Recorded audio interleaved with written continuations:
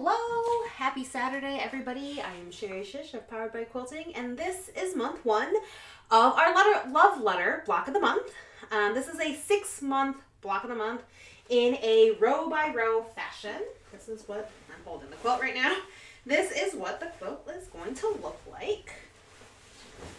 It's a 72 by 84 quilt. I can't even hold it up, but you can see the full image on the right side of your screen. This quilt is made in a row by row fashion where we will be making blocks in rows pretty much every single month, and then at the end we'll do a full quilt top assembly. You can theoretically make the quilt all the blocks and then do all the assembly at the end, or you can skip to the back and do row by row assembly. Okay, so month one, we're going to start from the top of the quilt, and month one is actually 2 different blocks. We have one kind of checkerboard piece and one that's like a square and a square piece. All right, so we are going to be using fabrics A and B for month one. There are a couple things that may be useful for you while making the entire quilt. Not so much in month one, so if you don't have the extra notions yet, it is not necessary for month one. But theoretically, for the future months, which might be useful, is a clearly perfect angles, so you don't have to draw all the lines for your half square triangles and or hourglass blocks, and a clearly slotted trimmer A. So this is the set that comes with trimmer A and B that you will need, and this is super handy for trimming up hourglass blocks and or half square triangles. If you've done any of my block of the months in the past, you will know that I live by these 2 tools and they make my life significantly easier. And so I use them on almost every single one of my patterns that use half square triangles and or hourglass blocks. So let's get into month one. You should have fabric A, B, and background. In this block, we are going to be doing some strip piecing. So there's going to be a couple things that you're going to need full with the fabric strips of both A, B, and background. And you'll need a couple things that are cut to specific sizes. So you have a long strip, some nice squares of all of these colors. And then in background, you'll have with the fabric strips cut and some other kind of lengths that you're going to need. All right. Did I? I wonder. Oh, whoops. I forgot. There's a couple other of these as well. I was like, I'm missing a couple of those. So, first things first, we are going to do a large strip piece. Typically for large strip piecing, one thing that you need to be very, very careful of is that you are paying attention to your 1/4 inch seam. It is really, really easy to just wander your 1/4 inch seam when you're cutting, when you're sewing a with the fabric piece of fabric, I guess, okay? So I find the best thing to do is just remind yourself to pay attention, but you're gonna take a fabric A and background piece, put it right sides together, and we're gonna sew a 1/4 inch all the way down on the long edge, okay? So when you're doing this, pay attention to your seam, go slow, and make sure that you're not paying attention, honestly, because I find that that's when my seam tends to wiggle. Hi, Tessa. So, fun fact, this quilt is actually easier, in my opinion, than Wish. It is still a confident beginner friendly. There's a couple different things that you'll need to know for this quilt, but I find it easier than Wish. I really should put a difficulty and rank all of the quilts, like the big block of the month patterns that I have. This is like, I don't know, several block of the month patterns. Because we started out with Barn Quilt, then Lucky Stars, then Wave Pool,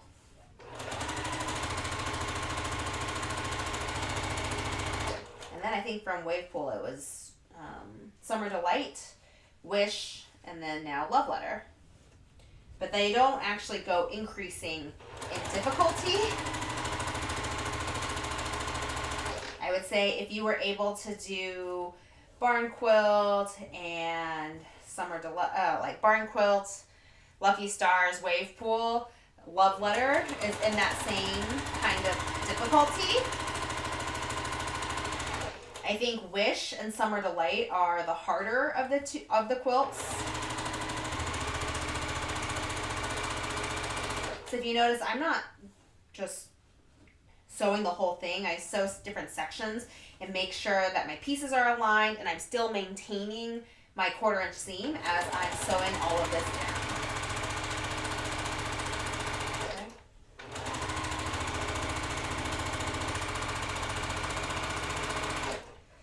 Once I get to the end, we're done. So you're going to be making a couple A in background and B in background strips like so.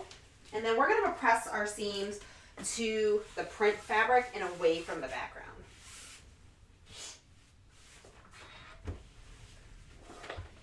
But yeah, I would say this is pretty much on par with Wave Pool, Lucky Stars, and Barn Quilt. I would say the hardest thing about this quilt itself is that we do find one of the months, you get some really funky cutting where you're kind of cutting not a 1/4 inch. You know, there's a couple 1/8 inch in there, and it's a little bit interesting because I had designed the quilt and then realized I put the wrong base type of block, since these are all kind of traditional blocks. I'm a modern traditional quilter, and it's the wrong size, and so I had to make some funny size cutting to make it fit in the correct spaces. So we will be doing that, I think in month 4, but don't quote me on it. I can't exactly remember which month it is. All right. So now we have pressed them to the fabric A. And what we're going to do now is we're going to subcut this piece. So part of the reason why I have you do the strip piecing is it's a little bit more efficient when we're starting to talk about that checkerboard piece than sewing all the little tiny squares together. You could do that, but it's really slow and there's a lot of seams, honestly, where you can sew one big piece and then just cut this down to size. Now, what I'm going to do, I'm actually going to put up our long pieces for now and shrink up this. What I'm going to do is I'm going to show you kind of like my cheats of how to cut this. There's 2 things. One, I would like to use a ruler, maybe larger, maybe smaller.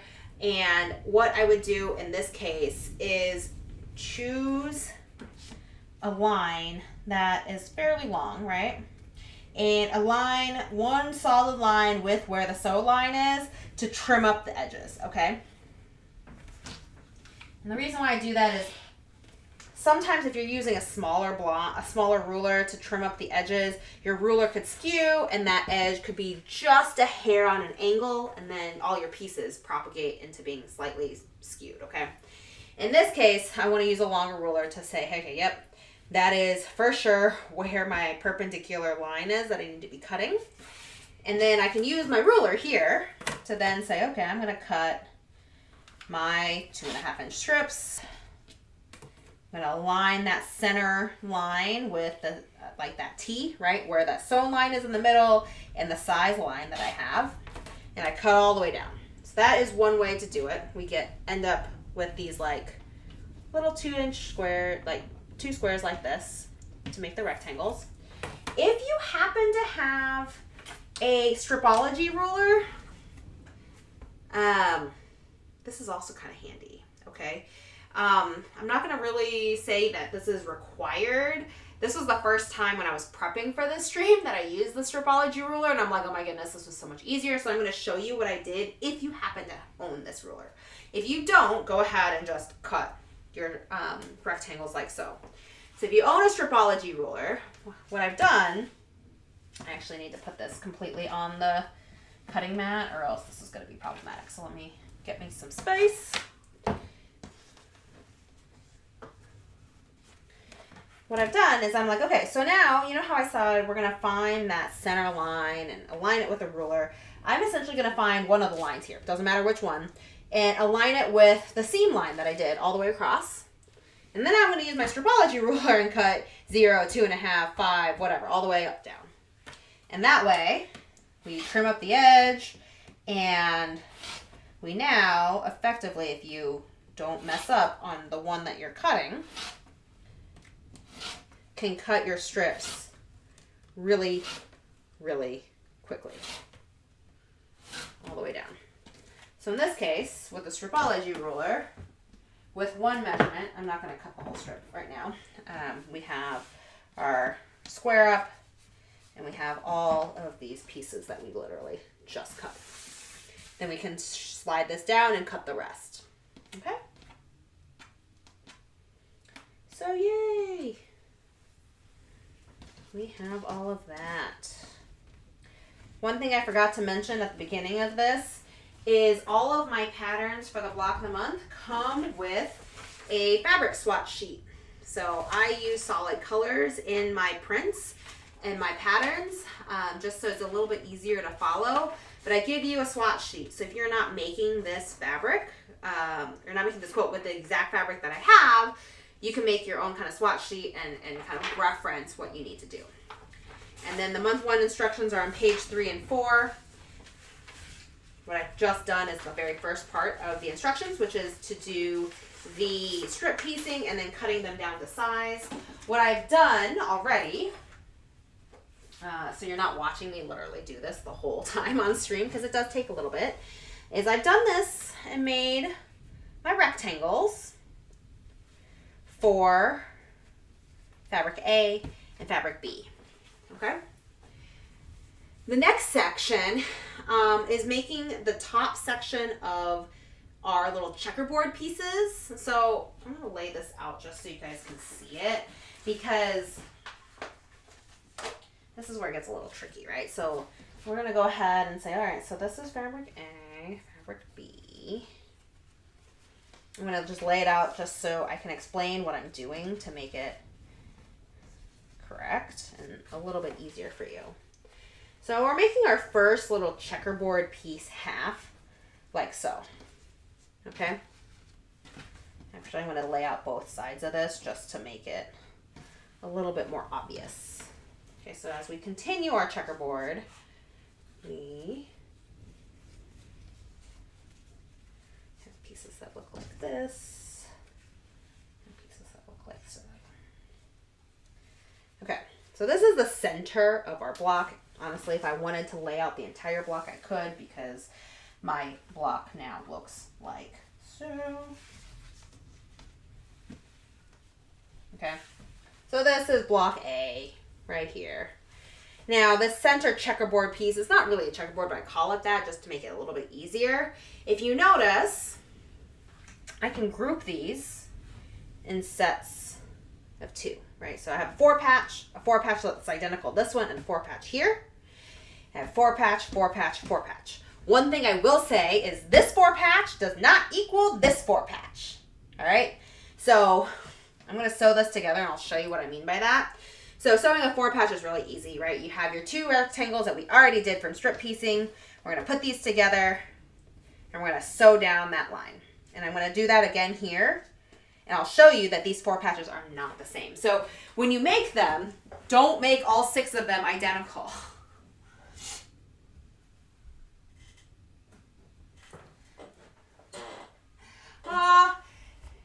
Tessa, you should complete it. Do a little bit of stitching every day. You totally have the skills and whatnot to do a completed one. I thought you were close to finishing Lucky Stars. Maybe that was Laura, actually. So I sewed the top 4-patch.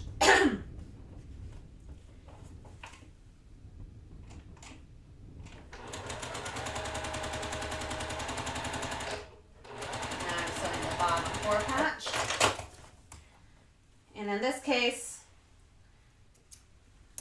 when I press my seams, I'm pressing them to the rectangle that has fabric B in it on both 4 patches. Just believe me on that. That will make your seams nest together.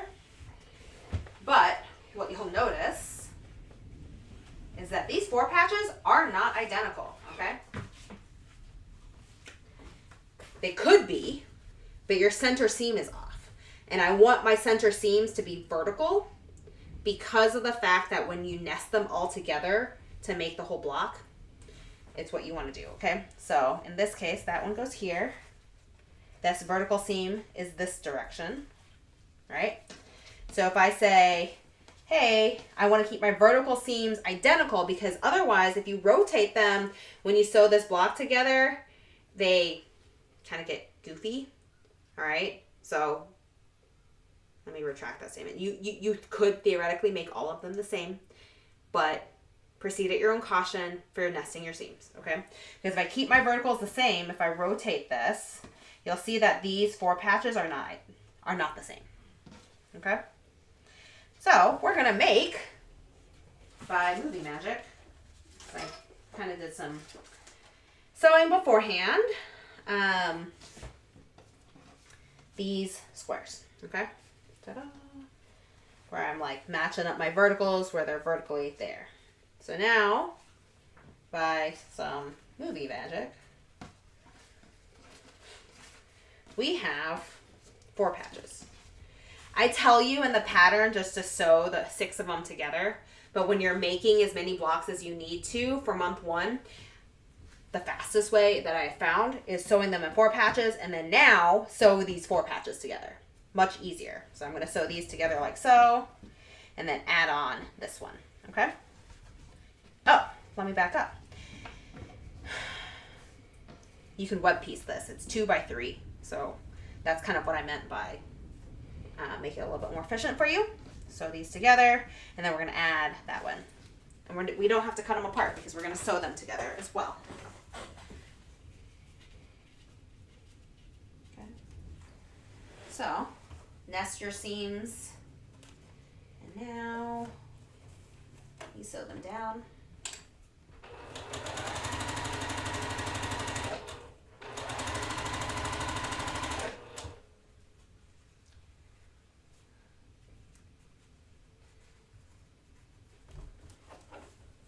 Nest our seams, and we're going to sew them down.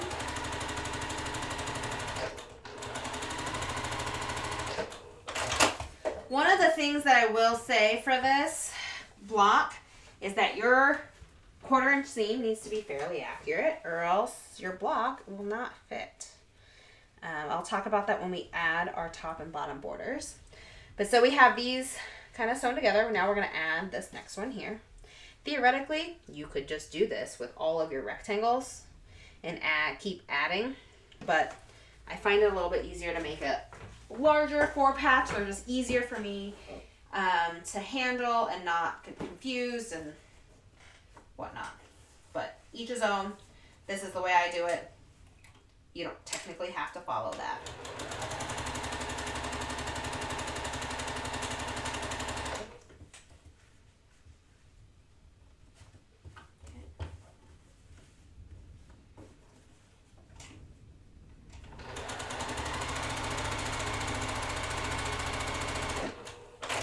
And then now we're going to press these seams that we just sewn, and they're going to go all towards the direction of fabric B, the rectangle that was white in fabric B. So all of these are vertical seams, and they go towards fabric B.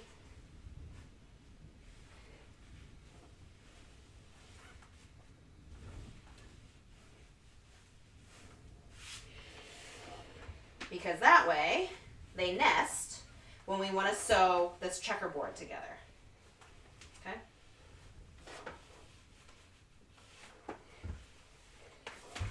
Now we essentially have made our top checkerboard and our bottom checkerboard, and because we did our web piecing this way, we effectively have a little chain piecing here that knows that these sew together this way. We're going to fold this down, and now all of our seams nest all the way around, and we're going to sew that long seam together.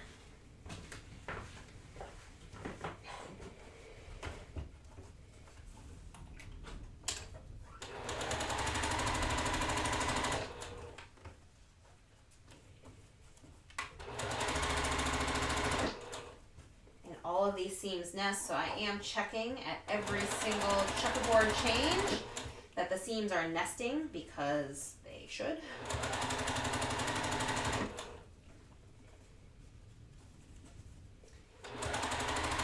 You theoretically could pin your seam, your nested seams all the way down, but I find that this is what I would like to do. And in this case, again, we're going to press towards fabric B. So this whole big seam, we're going to press upwards towards fabric B.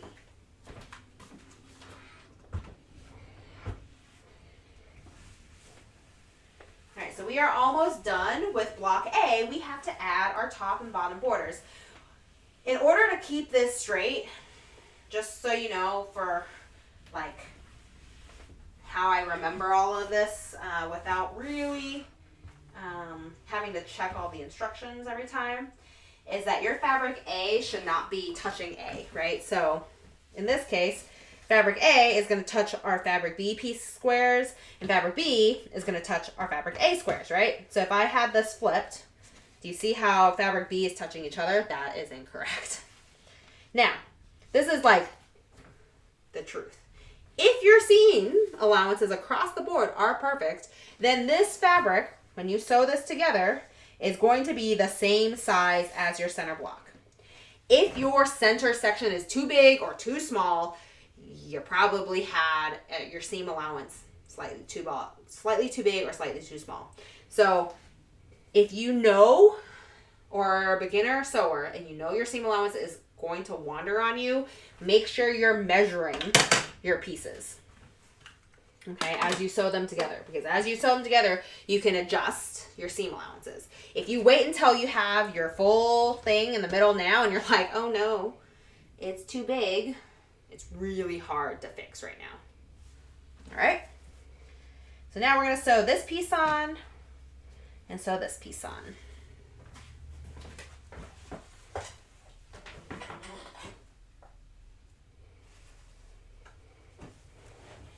And my piece is slightly off, but not too terribly where it's going to be a problem.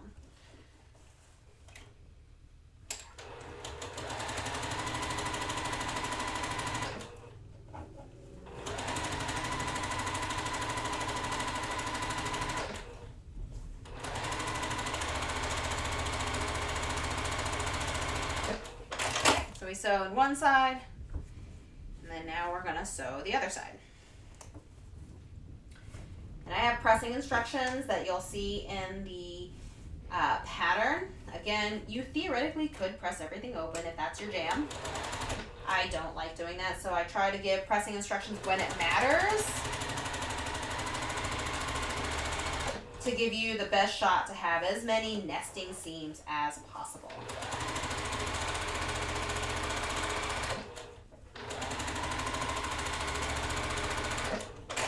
There'll still be a couple instances that you'll have clashing seams, but in this case, I do try to do as much as possible to give you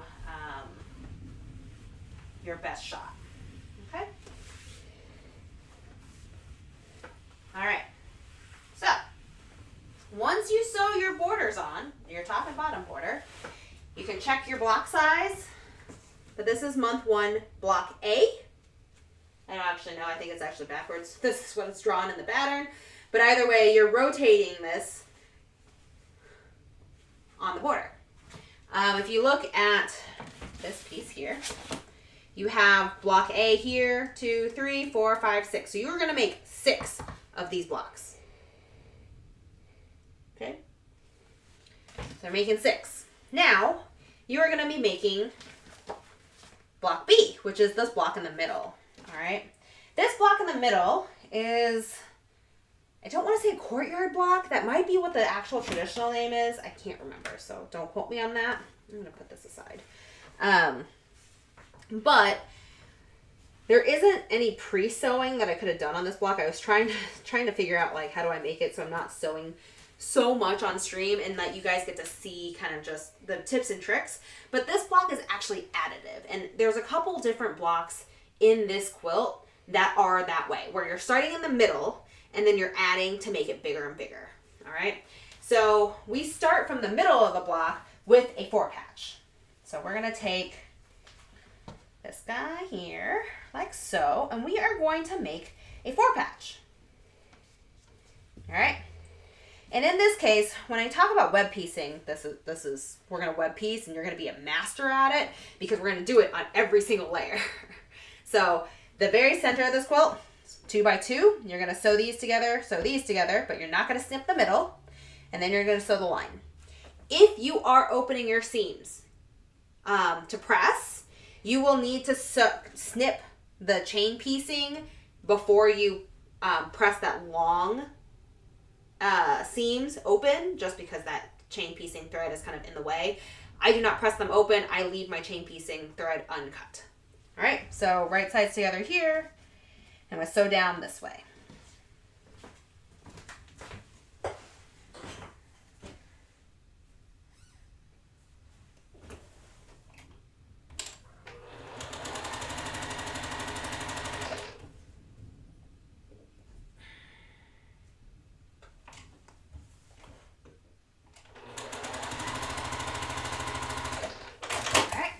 So now we're going to press to pick one. You can press to fabric A, you can press to fabric B. I'm going to look at the pattern and see, did I tell you to press to one direction? I didn't. I just said, actually I did. I said press to fabric B because in this case it's darker. If you have fabric A and B swapped and fabric A was darker, you could theoretically press to fabric A in this case. It doesn't matter. You just press to on opposite directions.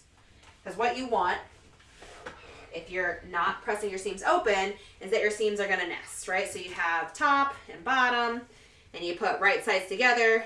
As long as you press to the same fabric A or fabric B, your seam in the middle is going to nest. And then now, we're going to sew that seam open, or closed. Sew down the long one, where you have the chain piecing, all right? Don't sew the other side. I mean, you could, but then it kind of is a little wonky, so. You always want to sew the side where you have your chain piecing thread connecting. Okay, so now we have our 4-patch. I'm going to go press this open. And this is what we call the center of this block, okay? Because we are now going to add layers. Well, technically I call this a 4-patch and then I call the next layer the center, but it's fine. We'll figure it out.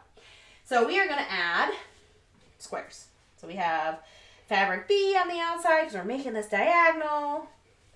Fabric A in these corners. I really shouldn't match what I say in the pattern just for ease of use. And then we're going to add in our white rectangles. Okay? So this is like what I'm saying is the center of the block now. But we're essentially building this block from the center outwards.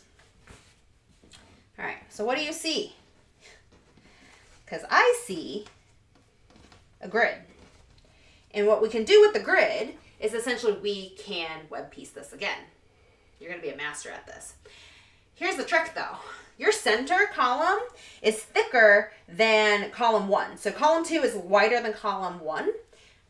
I personally like to sew smaller pieces to larger pieces. Like I don't like sewing this background piece to the smaller square like this. It's a personal preference. You can, like no one is stopping you, but I don't like doing that. So instead, I'm going to sew column 3 to column 2, and then I'm going to like rotate everything around and sew column 1 to what I sewed. All right. I'm going to show you what that means. So in this case, I'm going to say, all right, column 3, we're going to do right sides together, sew it down like so. And we are not snipping in between each of these rows. All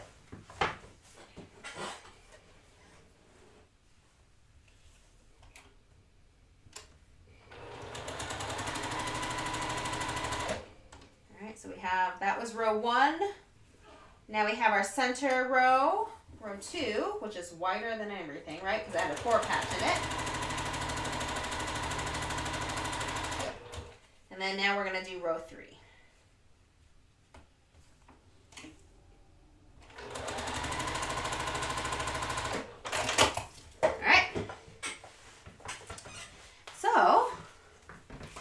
Now, right, we sewed that. If we magically rotate this 180 degrees, so we're going to do this. And we're going to go whoop, whoop,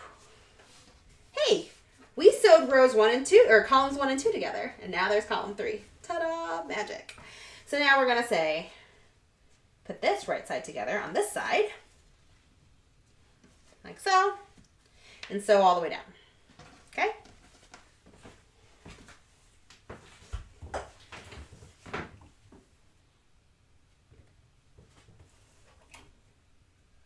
And again, I am not snipping our chain piecing thread in between. So I'm not cutting my thread in between all the pieces. I'm just letting it live there, sewn together.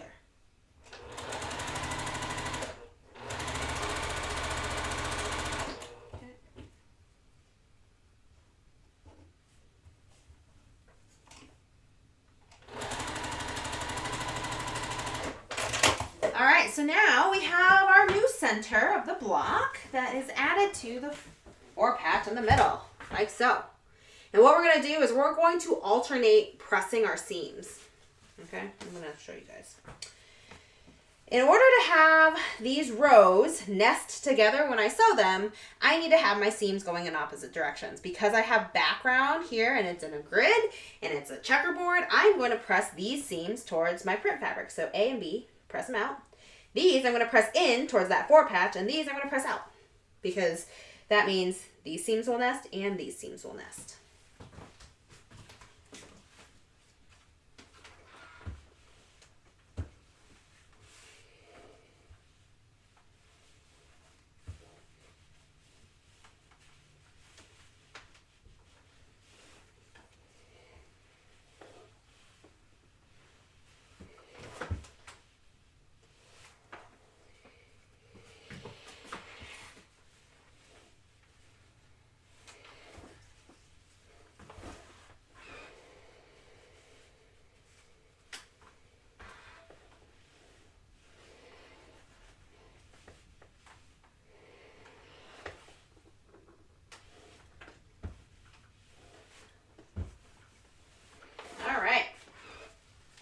So now that we have our rows pressed, we're going to essentially go right sides together and sew that long seam. All right. All of our seams should nest with each other. So theoretically, you could go ahead and say, all right, I'm going to nest my seam here, and I'm going to pin it with my fork pin, like so, on both sides where my seams are nesting, okay?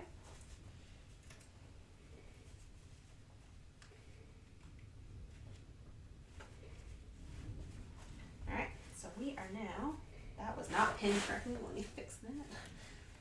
The raw edges were not together at all.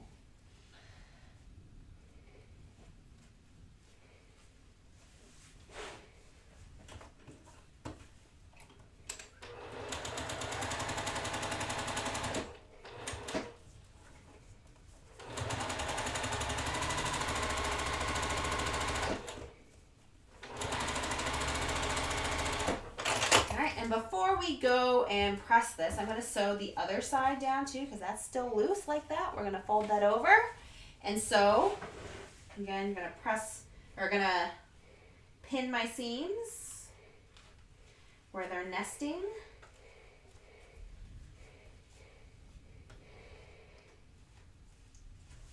All right, nest your seams and pin, and then now we're going to sew down that raw edge. Again, I go to my fork pins and I slow down. If you hit a fork pin or sew over a pin at the fastest speed or pretty quick speed, it doesn't even have to be the fastest speed, at a just generally fast speed, let's put it that way, you have the probability of breaking your needle, breaking the pin, and throwing your machine out of time. So I don't recommend it. All right, so now that we have that, now I'm going to essentially press our block. Okay. I'm going to press our seams to flatten out our block.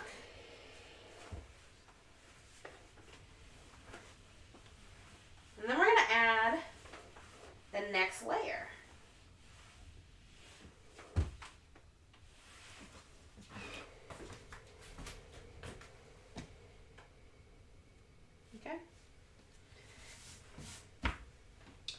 So we have corners on the edges like so. And then we have these guys. All right, and then we also have our big white rectangles. So this is a mirror, or not a mirror, like deja vu, right?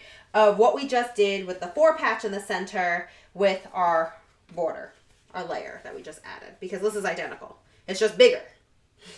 We have corner pieces, we have long rectangles, and then we have our centerpiece. So very similarly, we're going to take column 3, sew it to the middle, then rotate everything, and then sew column 3 back to the middle again. Okay, so right sides together, like so, and we sew all the way down.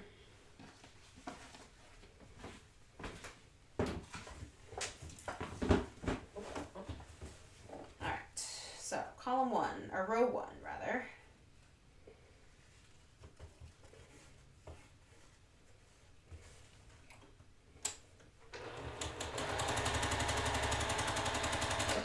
Together.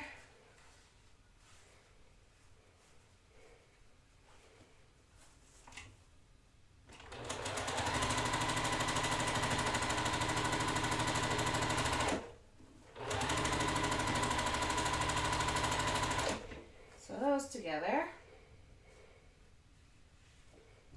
And then row 3 together. All right. Now we're going to sew the other side. Okay? So these are now going to go here, right sides together, but then we're going to rotate this 180 degrees so that we can sew a 1/4 inch on this edge.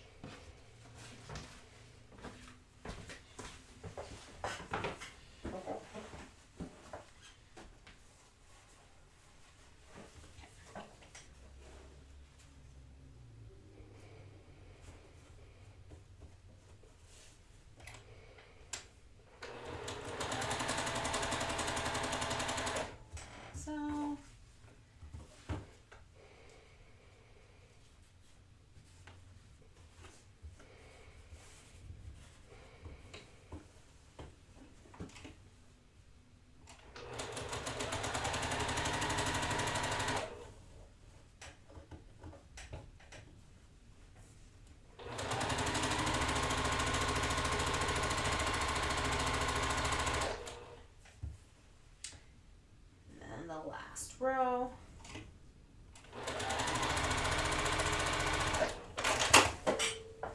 All right, so now we're going to press our seams in that alternating direction again.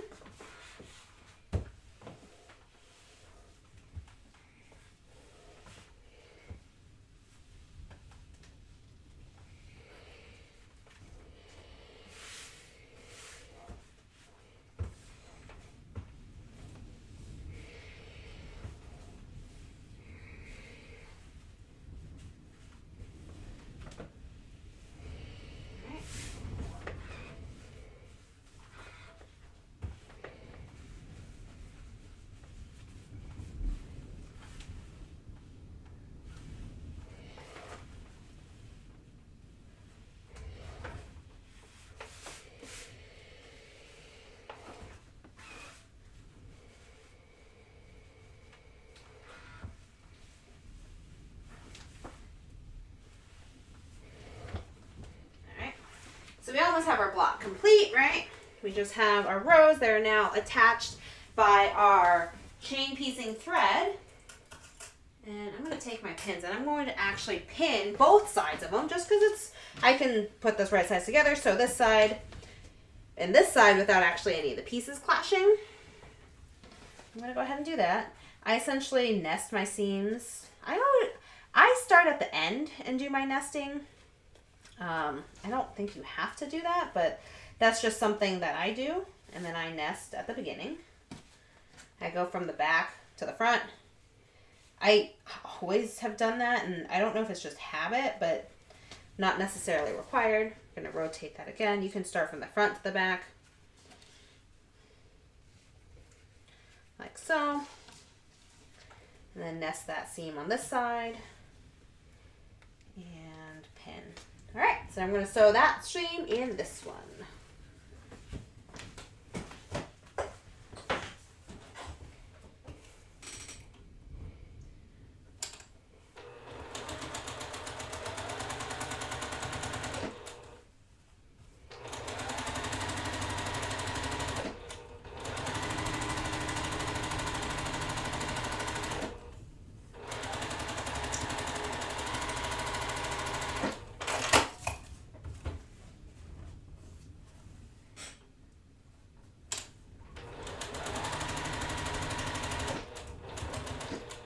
See, I slow down when I hit the approach a pin and then speed back up.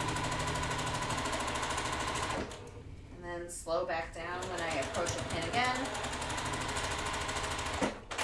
Just to make sure that I don't hit any of my pins on accident. Okay, so now what we'll do is we'll go ahead and press our seams and this block will be done. And you're also going to need 6 of these month 1 block B. Now, like I said earlier in stream, you can go ahead and jump to the back of the pattern after month 6 and do row 1 and the last row. I think it's row 8. I gotta look. I don't remember. Row 1 and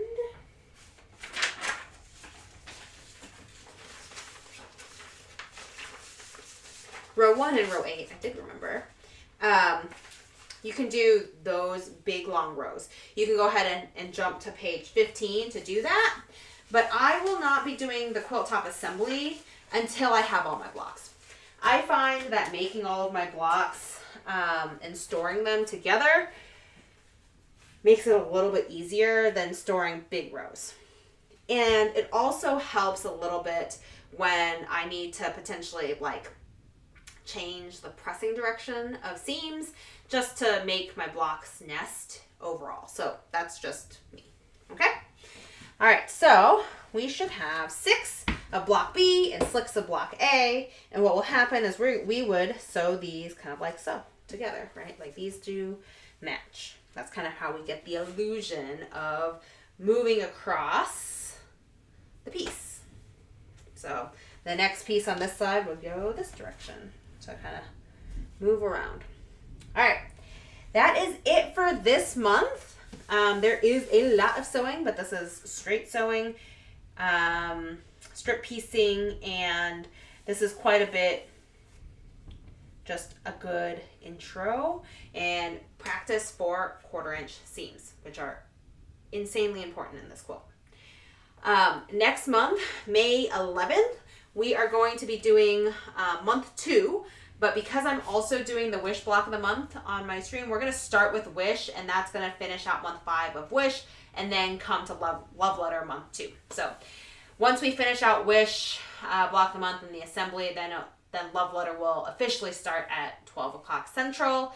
Right now it's TBD on how long it takes me to do the live stream for Wish, and then we transition over to Love Letter. And I will see you guys next month. If you have any questions, comment below. Like or subscribe to get alerts when I go live. And in the description, you can get the PDF pattern and a quilt kit if you want to make this exact same quilt. I'll see you next month. Bye-bye.